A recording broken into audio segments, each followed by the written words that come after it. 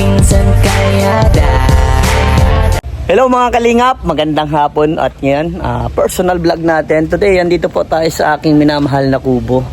So ngayon po mga kalingap ay nandito tayo, tamang coffee break dahil tayo ay nanggaling sa pag-scout. Ito yung kubo natin mga kalingap, kubo ko pala. So ayan at tamang coffee and ganito lang. Wala muna tayong charity works kasi alam niyo naman nung mga nakarang taon, almost 2 years po tayo mga kalingap na puro charity. At yun, alam niyo naman siguro sa mga nagsubaybay at sa mga nanood, yung mga talagang solid dyan, alam niyo yung mga ginawa ni Vincent Calyada. So ngayon po, parang masanay na po kayo na ganito, nahaluan natin ng ibang content para at least kahit papano po ay meron po kayong mapapanood po sa akin at meron kayong update sa akin. At yan mga kalingap, maraming salamat talaga sa inyo dahil nandyan kayo palagi para sa akin at talagang sinusubaybayan ninyo ang masipag ni Scouter. At mamaya po magpapalipad tayo ng drone, makikita nyo kung gaano kaganda dito sa lugar, sa kubo ko. At tsak, maraming makaka-relate dito na talagang gustong gusto nila mamuhay sa probinsya na may masariwang hangin, may mga magagandang puno na makikita. So ayan mga kalingap, tingnan nyo. Maraming salamat sa iyo, Kuya Pinsan Kayada. Sana sa pagtulong mo sa kapwa ay hindi ka na magsawa. Walang araw magbubunga rin naman ang iyong pagtulong sa mamamayan. Kasama ka palagi kahit saan ang biyahe para makatulong sa nangangailangan. Kuya Vincent, marami pong salamat sa iyong pagtulong sa mga kapos sa palad. Pagbigay kalingap, gano'n man kahirap na ang sitwasyon, ikaw ang laging kabalikat. Napapagaan mo kanilang loob, napapangiti kahit na sila'y pagod. Sa paggagabay, hindi ka nabagot, sa kanilang dasali, ikaw ang sumagot. Ikaw ang kahiling, matagal na nilang gustong dumating para kahit papano isagipin sila sa hirap ng buhay. Ikaw ang nagbigay kulay sa mundo nilang hindi patas at napakadilim. Sana ay marami pong maging kagaya mo, kaya lubos aming pasasalamat sa iyo. Ikaw ang nagpatunay na meron pang nabubuhay tao na may busilak na puso dito sa mundo. Maraming salamat sa iyo, Kuya Pinsan Kayada. Sana sa pagtulong mo sa kapwa ay hindi ka na magsawa. Walang araw magbubunga rin naman ang iyong pagtulong sa mamamayan. Kasama ka palagi kahit saan ang biyahe para makatulong sa nangangailangan. Ano man kalayo, pilit mong pupuntahan kahit tapos ang iba, yung lagi kang dumaraan. Magka meron o wala, may inaabutan. Kalagi ng iyong tulong makaraos ng diyaan sa gutom na palaging nadarama. Sa mundong marami ang nadarapa, ikaw ang palagi nilang kasangga sa anumang bagyo sa buhay buhay. Yan po mga kalingap, MX3. Yung ito talaga dati binibili ito ni mama, mga kalingap. Tapos syempre may kaibigan tayo na nagdala dito galing sa Dubai. MX3 baka naman. Coffee break, ganito talaga dapat nila. Marami din itong gagamutan MX3 na to, Sir Sam. Grabe. Ito pa yung kaibigan ko galing Dubai, Sir Sam. Yan, kape tayo mga kalingap.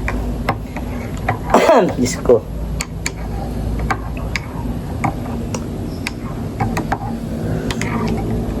Sarap magkape talaga tuwing hapon. Bakit kaya mga Pilipino, mga kalingap, sanay-sanay sila mag-coffee break pag kahit tanghali, minsan kung makain na may kape, ganito mainit na hapon, makape. Pero ayan po pala mga kalingap, by the way, at abangan nyo, meron na naman po tayong renovation or renovate ba ang tawag doon, meron tayong papaayos na bahay. Yung lang po yung kusina, ayusin, yung pintuan nila, bintana, ayusin po yun mga kalingap. At yun mga kalingap, abangan nyo sa aking YouTube channel yung pagpaayos po doon at sigurado meron na po kayong hinala kung sino po yun. At congratulations sa iyo. Ingatan nyo yung bahay ninyo dahil para sa iyo yan. At nagpapasalamat ako kay Dr. Dennis Latuno dahil talagang sobrang solid, sobrang pagmamahal niya sa mga beneficiary ko. At yan, mga kalingap ano, ito din po. Kaya pala may hindi nyo na napapanood yung mga iba kong naging viral. Kasi sila po ay tinutulungan na po mismo ng mga sponsor. Sila na po ay contact na din po ng sponsor. Kaya para sa akin, okay lang po yun. Sana maintindihan nyo. Hindi po ako nagpapaliwanag ng mga nakalipas na buwan. O kaya pag nakikita nyo, hindi ako nagpapaliwanag. Bakit ganon? Kasi yung iba dyan nagtanong na bakit na hindi ko na nakikita yung si ganito. Pero yun po ang katotohanan contact na po sila ng sponsor at natutuwa pa ako every month meron silang natatanggap allowance. So ayun, para sa akin po okay po yun at masaya na po ako na natulungan sila ng sponsor at natulungan ko sila kahit paano po So ayan, maghahanap na lang po tayo ng iba na matutulungan at so ako nag-iisip habang ganito muna yung mga content at babalik po tayo sa pagcha-charity ng mga kalingap. Pinag-iisipan ko kahit siguro mga 2 beses lang mag-charity sa isang buwan, pero talagang quality video, quality talaga yung matutulungan talaga. Maghahanap tayo ng mga deserve talaga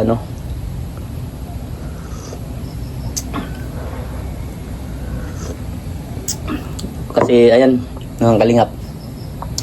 At sa panahon ngayon talaga talagang dito tayo kailangan ng mga kababayan natin na talagang naghihirap. At yan, pasensya po dun sa iba na naghihingi ng tulong na hindi ko po mapuntahan kasi nga po talaga ang vlogs ni ang earn na kinikita po ni Vincent Calyada ay talagang kakarampot. Talagang hindi nakasya sa pantulong po. Pang pang scout na lang, wala na tayong may bigay sa tinutulungan natin. Then pag alam natin talaga yung matutulungan talaga, babato natin kay Kalinga Prab kasi si Kalinga Prab talagang sigurado tsaka ang tulong na nandun. And kung sa ibang kasama natin K-Boys na pwedeng makatulong, ibabato din natin doon. Kasi ayan, talagang sila yung may maraming mga sponsor. Sa akin kasi ilan lang yung sponsor natin pero napaka-solid nila. At napapasalamat ako din sa mga sponsor na yon. At yan, abang-abang na lang po kayo mga kalingap alam ko maraming nalungkot sa pagbaba ni Vincent Calyada. Pero parte yun ng buhay.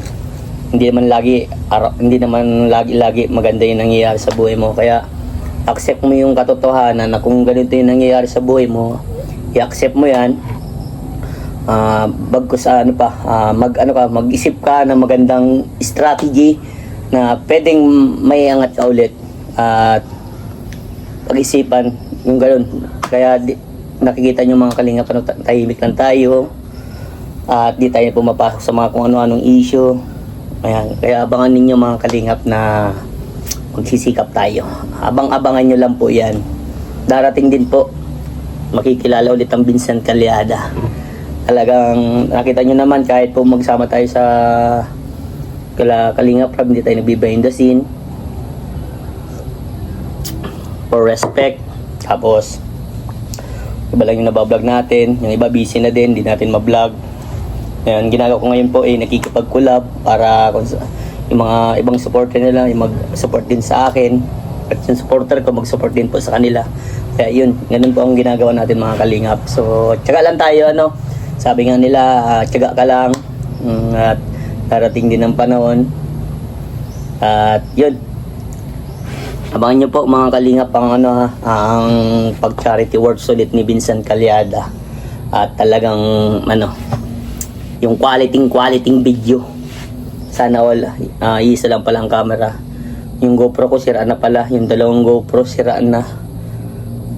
At nakisabay pa sa panahon ng tag-isibol ng wala. Walang wala. Pero bahala na. Walang sukan to.